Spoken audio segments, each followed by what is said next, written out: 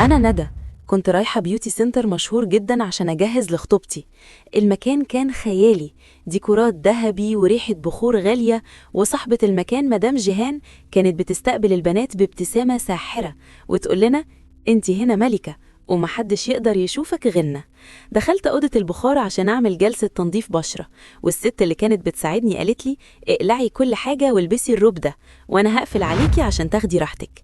قعدت في الضلمة والهدوء، وبدأت عيني تلمح نور أخضر خافت جدا طالع من ورق الحائط اللي مرسوم عليه ورد. قربت منه وبدأت أقشر الورق بضوافري، ولقيت صدمة عمري.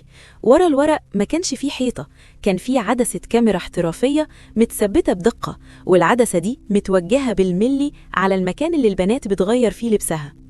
ما كنتش قادرة أصرخ من الذهول. لبست لبسي بسرعة وبدأت أفتش في الأوضة، ولقيت فتحة تهوية وهمية. لما بصيت فيها شفت غرفة كنترول كاملة ورا الحيطة، فيها شاشات بتعرض بث مباشر من كل أوضة في السنتر، حتى الحمامات. جيهان ما كانتش بتدير كوافير، جيهان كانت بتدير مصنع فضايح، بتصور البنات اللي من عائلات كبيرة ومشهورة وبتبتزهم بملايين عشان الصور دي ما تنزلش على الإنترنت. فتحت درج في مكتب جيهان بالصدفة وأنا بحاول أهرب، ولقيت أجندة فيها أسماء بنات وبجانبها مبالغ خرافية تم دفعها كفدية للسكوت. والأبشع لقيت عقود لبيع الفيديوهات دي لجهات بره البلد. وفي اللحظة اللي كنت بصور فيها الأجندة بموبايلي، جيهان نخلت ومعاها 2 بادي جاردز ضخام، وقالت بضحكة مرعبة: الخدمة عندنا شاملة يا ندى، والتصوير من ضمن الباقة، انتي مش هتخرجي من هنا بالموبايل ده.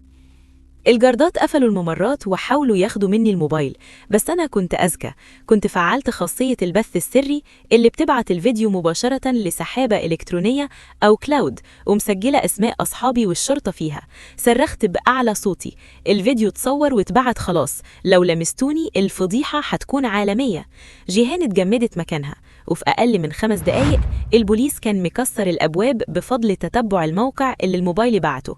اتقبض على جيهان وعصابتها، واكتشفوا إن الكوافير ده كان الستار لأكبر شبكة تجسس دولية في المنطقة.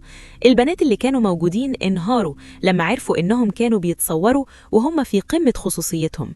السنتر اتقفل واتشمع، وأنا اتعلمت إن الدلع الزيادة والخصوصية المبالغ فيها في أماكن عامة ساعات بتكون هي المصيدة اللي بتدمر سمعة البنات في لحظة. دي كانت حدوتة النهاردة في قناة حدوتة. أشوفكم في حدوتة جديدة، وسلام.